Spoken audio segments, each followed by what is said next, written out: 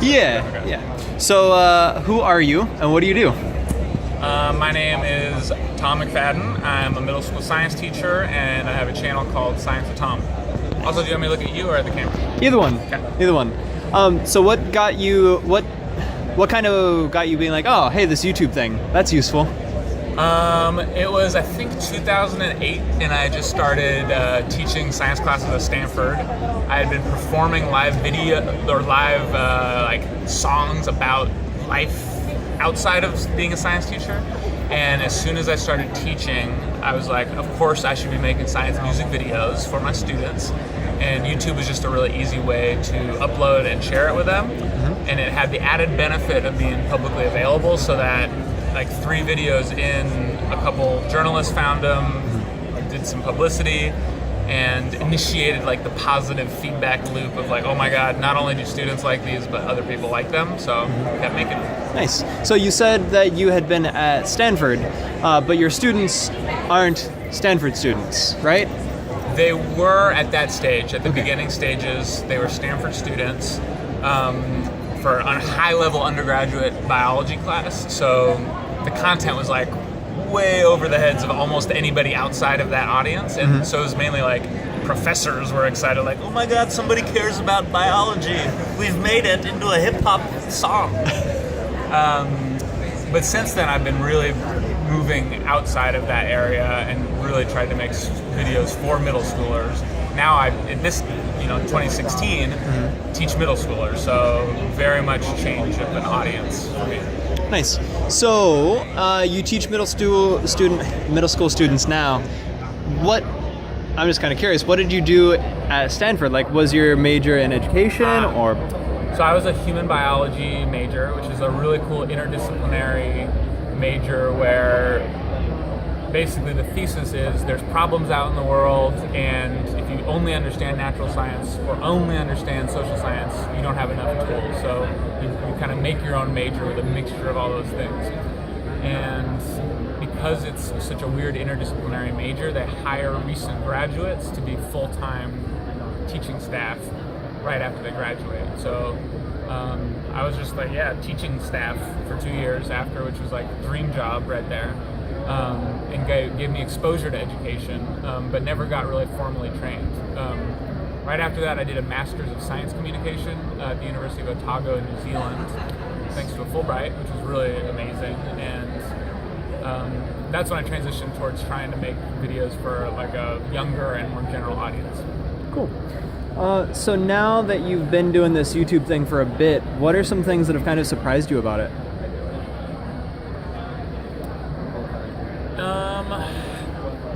It's hard. I guess that's not that surprising. The interesting thing is, like, I would say that I've been doing the YouTube thing for a bit, because to me the YouTube thing is so much more involved than uploading YouTube videos. For most of those years, YouTube was simply a way to upload a video and share it with my students or share it with a class. And only within the last couple of years, because I've had a lot of like contacts at YouTube in San Bruno, which is 10 minutes from my school, ever since coming back to the Bay Area, they kind of convinced me, like, no, YouTube is like a thing. You upload regular content, and there's an audience, and you engage with them, and you collaborate. And so that's actually a lot newer to me, and that entire world has been very surprising to me. Surprising the stuff that's popular out there. It's surprising and exciting how much educational content is really popular. I hang out with like the teacher crew of YouTube makers, and we have a lot of really interesting discussions about the difference between entertainment and education, what role video plays in education, and it's kind of constantly full of surprises in both disheartening and exciting ways. Yeah. So you do something that's kind of unique compared to a lot of folks. You use music. You kind of like combine the two and use the music as a way to get folks involved in a subject matter that's otherwise kind of dry. Was that a thing that you were doing before you started at Stanford, or? No, that was the birth of that combination for me. I mean, I guess I suppose I had been writing like Weird Al-ish parodies since like elementary school. So I guess, I had put in my like 10,000 hours of writing songs about cheese when I was in 4th grade. wrote some crazy songs. So that was always kind of a background interest for me, but I never combined it really with academic instruction and from an educational point of view. Nice. Going forward, do you have any goals for the channel Science with Tom, or anything maybe more big picture? So my full-time job is at a private school in the Bay Area, and my most proximate urgent goal is that I'm going down to half-time at that school so that I can spend 50% of my time working in public schools in the area. I'm really, really interested in working with diverse students, giving them the same kind of exciting project-based tools that I've been able to create for my students. So that's the biggest goal for me personally. Part of that goal involves doing like live shows where students and I are performing together, and the YouTube channel is actually a really good way to facilitate that and to release content that the kids can remix and reuse. I'm going to be trying to create a series that's a little more regular. That's probably a goal that many YouTubers have.